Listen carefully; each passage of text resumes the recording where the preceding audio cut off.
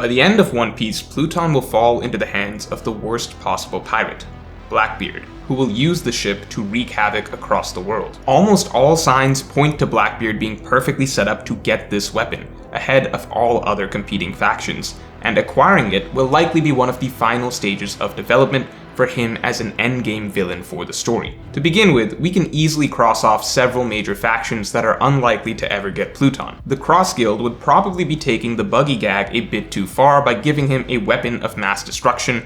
The red-haired pirates seemingly have no interest in seizing destructive power for themselves, as Shanks normally aims to keep the peace, and the Revolutionary Army so far has always operated on stealth and secretive missions rather than aiming for all-out war. Eliminating these candidates, there are only 3 major factions remaining in the One Piece world that make sense for acquiring Pluton. The World Government, the Straw Hat Alliance, meaning Luffy and his crew or potentially his allies such as Momonosuke and the Nation of Wano, and finally the Blackbeard Pirates. Out of these 3 groups, I'll be explaining why we can narrow them down to just the Blackbeard Pirates being the most logical answer. But before we get into it, make sure to subscribe, and just like Wano's borders were kept safe from Green Bull, so too can you protect your data online with Surfshark VPN, the sponsor for this video.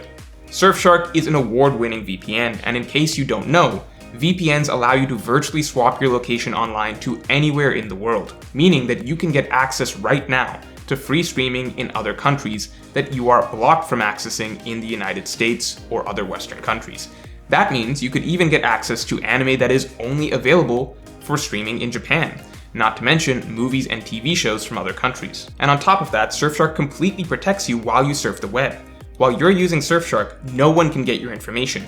No big companies, no cyber criminals, nothing. You are invisible because Surfshark encrypts your data and makes sure that nothing about your personal identity is tracked. Even Surfshark itself doesn't monitor or track what you do online. And on top of that, it even protects you from ads and malware, so you are free to immediately get access to anime, movies, TV shows from anywhere on the globe the moment you switch Surfshark on, with your data absolutely secure, 0 risk of being tracked, and 0 ads. And for my viewers, you can use code MORGE right now to get 83% off Surfshark, plus 3 months completely free. You get a 30-day money-back guarantee, so you have 0 risk trying it out. Link in the description below. So to start with, Luffy and the Straw Hat Alliance do not make sense for acquiring Pluton, although there is one major point in their favor, which is that unlike most other major factions, they likely have the easiest means to acquiring Pluton. At this moment in time, the biggest barriers for anyone to get Pluton is the fact that it is blocked off by a large landmass, as well as the fact that it is not only buried underneath Wano,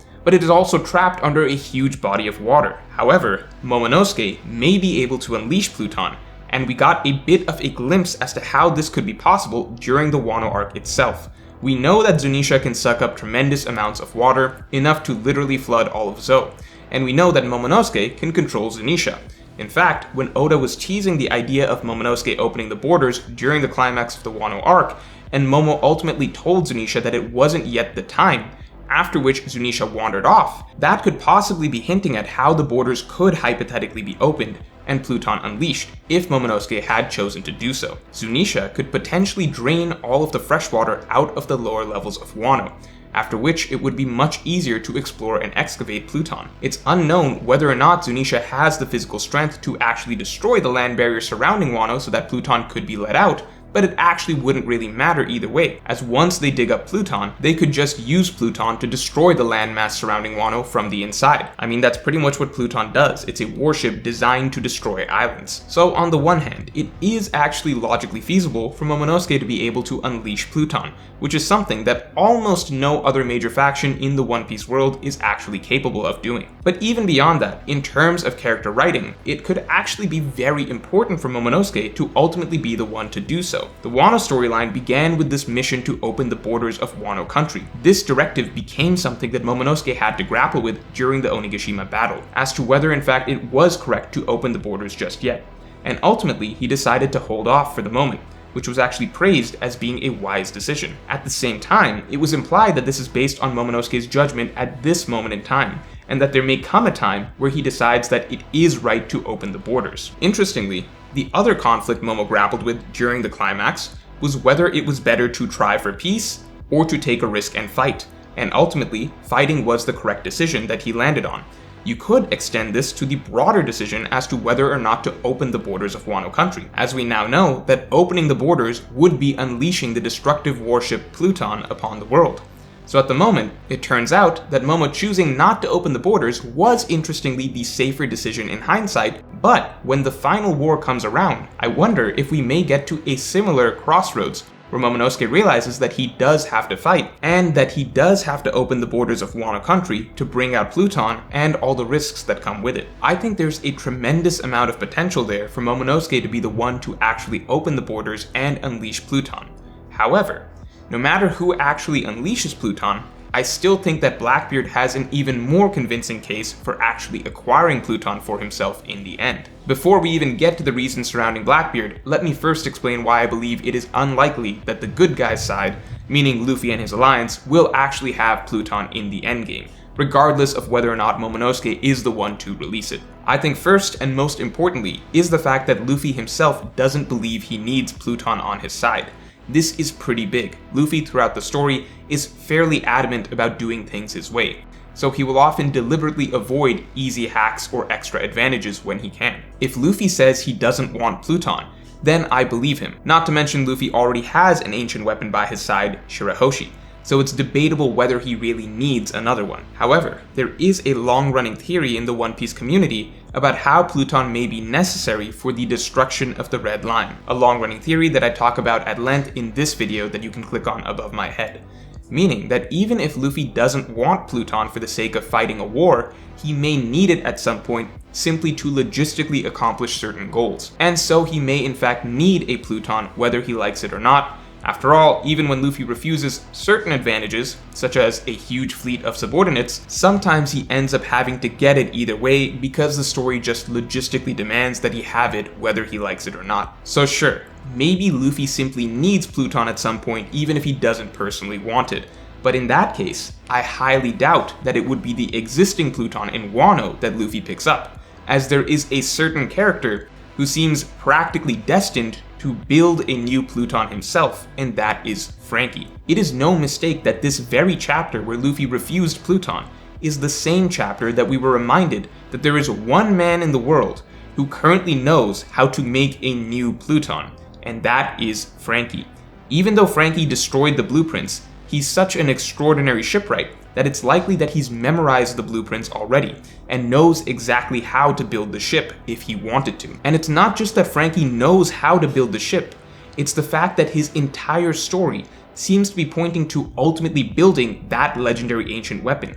Franky's entire arc in Water 7 and Enies Lobby was about learning about the responsibility behind making weapons. He initially loved making warships, then came to regret this passion after he saw the destruction that these warships could potentially cause, and finally came to learn that it was not in fact wrong to build warships. It is not wrong to build weapons. It is not a crime to create things. Rather, what matters is the responsibility that comes with it, how these things are used.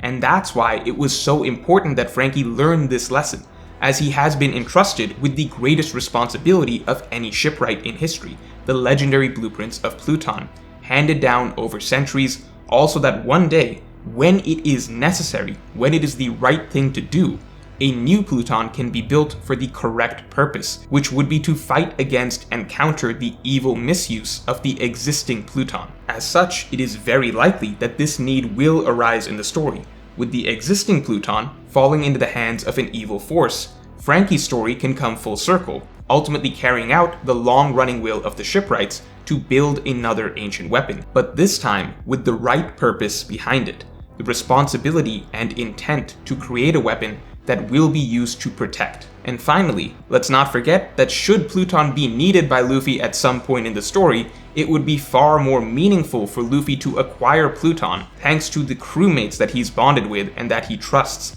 He would not need the existing Pluton, as he has someone on his crew that can make him his own Pluton.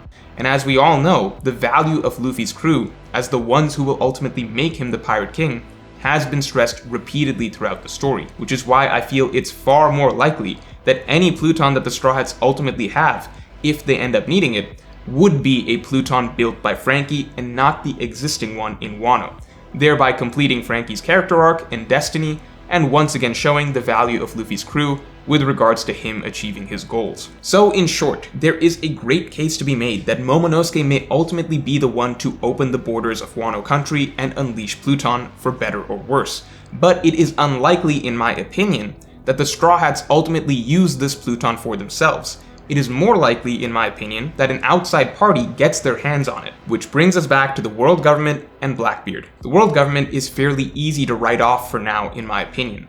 Obviously, while the world government desperately wants Pluton, we spent an entire major storyline around them pursuing that goal after all, the world government also seems too far off from being the ones to actually acquire it, both logistically and narratively. To begin with, logistically, the world government lacks the knowledge. They don't know that Pluton is in Wano, and they have no interest in Wano. If anything, they seem to not want to touch Wano with a 10-foot pole, and they have no convenient way of finding out that Pluton is in Wano. The world government has no poneglyphs that we know of, or any method of reading poneglyphs, if they even had any. Which is again why capturing Robin was such an important goal for them in the first place. But let's say the world government did find out about Pluton somehow and they went over there. In that case, how would they even get to it? They would have the same problem that they always did, which is that Wano is an impenetrable fortress. That's why they had to retreat recently. They cannot break down the barriers. Now maybe, Momonosuke opens the borders and the world government somehow finds out that Pluton is there in Wano, and let's say they finally have the manpower to spare to send armies over to Wano to steal it.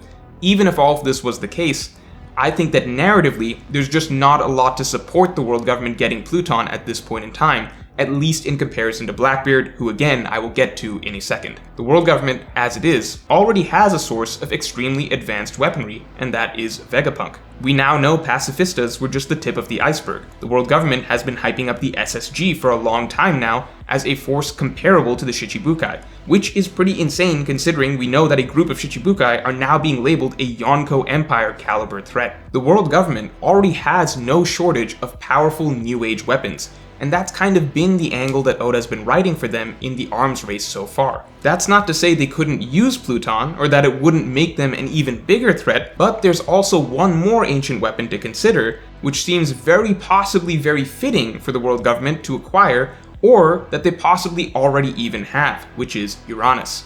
Interestingly, out of the 3 ancient weapons, Uranus is the only one that not only do we not know the location of, but we actually have never come across a poneglyph that even hints at its location. That might suggest it's simply not a weapon that the Straw Hats are set to discover as they travel from island to island. This may be because Oda didn't want to tease Uranus as part of the Straw Hats' journey, because they're never going to come across it because the world government already has it. Considering Uranus is the god of the sky, and Im and the world nobles rule from the top of the world like gods, Uranus may be the fitting ancient weapon for them to have symbolically in the end game. Now, obviously, maybe the world government can have 2 ancient weapons, but I just don't feel like there is a lot pointing to the world government picking up Pluton at the moment, at least compared to Blackbeard. So here's why I feel Blackbeard is the most likely candidate. To begin with, just logistically, can Blackbeard get Pluton?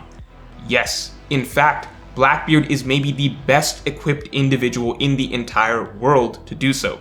Blackbeard has the Gura Gura no Mi, literally the earthquake fruit.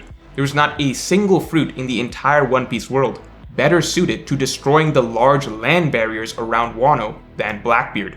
We know the absurd destructive power this fruit has, and even if some of it may be hyperbole, something like the Wano borders should be well within the Gura Gura no Mi's capabilities. Second, it is not at all far-fetched to believe that Blackbeard could find out about Wano holding Pluton.